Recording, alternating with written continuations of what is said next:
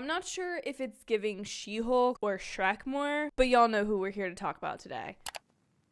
Hey y'all, welcome back to the channel. Today we of course are reviewing episode 2 of She-Hulk, and this series keeps getting better and better for me. It really does. I'm really vibing with the format of this show. The comedy for me hit. And this episode, when I have talked in the past Marvel series or Marvel movie reviews and talked about how I feel that there is a need, specifically in phase 4 thus far, for intermingling of the storylines. We need interconnection. We need some reference from one movie to the next. Got that, a good amount in Ms. Marvel. We got a good amount in subtle ways. But this episode of She-Hulk knocked everything I've seen recently out of the park. For example, some of these might be speculation. Some of you might comment and say, Sasha, that's wrong. Girl, that's not a connection. You're stretching. But here's what I've got. The first one, which is my loosest, after she's fired from her law firm, Jennifer's looking for new jobs. And the first one, which they kind of linger on, is being a mascot for this Swiss resort and how you get to stay in to the town center. And it's got, these mountain ranges and this lake. I'm pretty convinced personally that that's where Moon Knight shows up when he's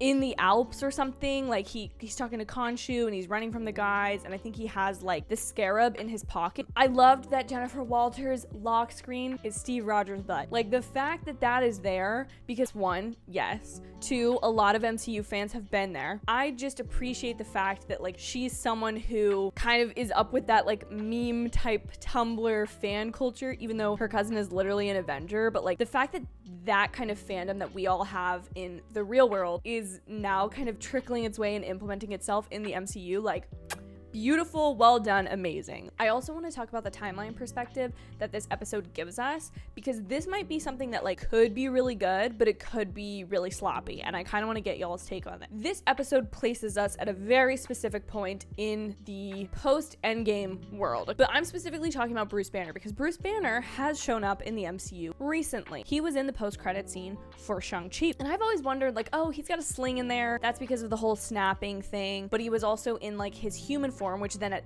the start of this show, I thought, oh, okay, Shang-Chi must have happened before this show because he's still got the sling, but he has the thing he had in the first episode that allowed him to stay in just strictly Bruce Banner form, broken, that he's now trying to make. Well, in the end of this episode, we realize that this is when Abomination breaks out of prison and is spotted and kind of attacked by Wong in that underground fighting ring where Shang-Chi shows up. I start thinking this through. So that means that we have Endgame, and then we have Shang-Chi taking place over, a span of a couple days, sometime post Endgame. And in the first third of that movie, we have She-Hulk taking place, which is really cool to know that they overlap. And I also know that Wong is in the trailers, of course, for this show. He's the one who apprehends Abomination and brings him back to She-Hulk, which creates such beautiful connection between the shows. But then the question that remains is, so does Bruce create a new wrist thing that keeps him in human form, because he's obviously holographic at the end of Shang-Chi. Okay, sorry, I've got the map, I've got the board in my mind. He either makes that again, one,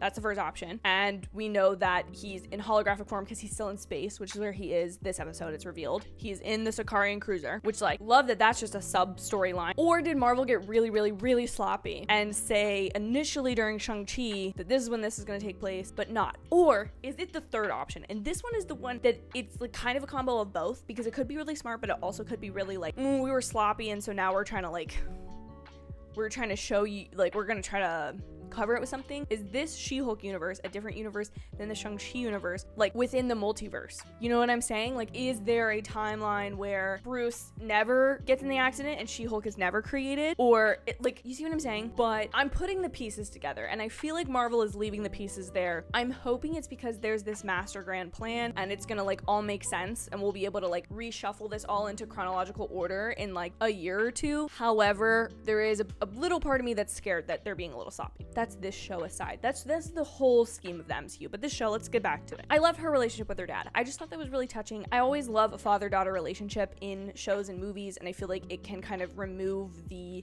tension that sometimes comes in a mother-daughter relationship. And I love that her dad just kind of pulls her aside and is you're gonna figure it out, you're gonna be okay. I also loved seeing the actual comic stands in the G, L, K, and H, in their offices. If you caught it, there was a part where Jennifer starts talking to the camera as she's walking towards her office, and you can see an entire wall wall of comic book that have been kind of laid out either for sale or that they're making or whatever, and absolutely loved that. That is of course a reference to previous She-Hulk comics. I really loved her coworker. He has the map to the special bathroom. I just thought that was hilarious. And then probably my favorite part of this episode was when Jennifer is kind of walking into the prison to go meet with Abomination. I'm sitting there thinking to myself, oh my gosh, this is a reference to Silence of the Lambs. He's like telling her what not to do, like don't take anything from him, don't step over the line, don't, you know, he's gonna try to get in your head, blah, blah, blah. And then the best part, and this is how you do self-aware humor and referencing in any sort of fictional. This is like such a crash course. Jennifer makes a reference to Silence of the Lambs, Lima Beans and Chianti. And that is so good because never does she once say like, oh, ha ha ha, am I going to see Hannibal Lecter?